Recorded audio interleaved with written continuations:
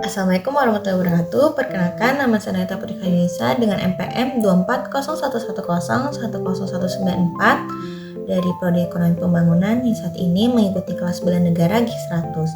Pada kesempatan kali ini, saya akan menjelaskan mengenai artikel yang telah saya buat yang berjudul Peran Ekonomi Pembangunan dalam mengimplementasikan nilai bela negara melalui Bank Indonesia, yang dimana artikel ini membahas bagaimana nilai-nilai bela negara dapat diimplementasikan melalui keilmuan ekonomi pembangunan serta dikaitkan dengan peran strategis Bank Indonesia sebagai bank sentral.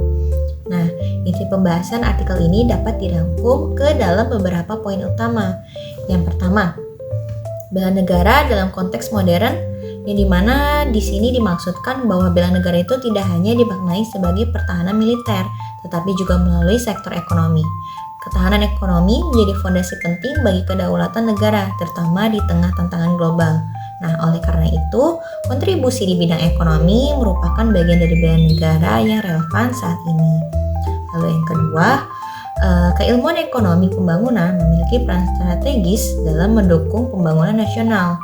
Nah, ilmu ini tidak hanya menekankan pertumbuhan ekonomi, tetapi juga pemerataan kesejahteraan, pengurangan kemiskinan, pengangguran, ketimpangan antar wilayah, dan juga pemahaman terhadap masalah-masalah tersebut merupakan wujud nyata cinta tanah air dan kepedulian terhadap bangsa.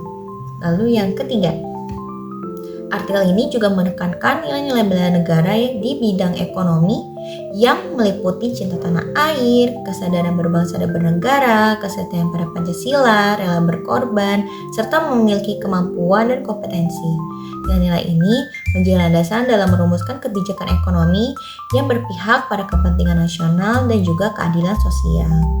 Lalu yang keempat, Bank Indonesia diposisikan sebagai lembaga strategis dalam implementasi bela negara di bidang ekonomi. Melalui kebijakan moneter dan stabilitas sistem keuangan, Bank Indonesia berperan menjaga stabilitas ekonomi nasional.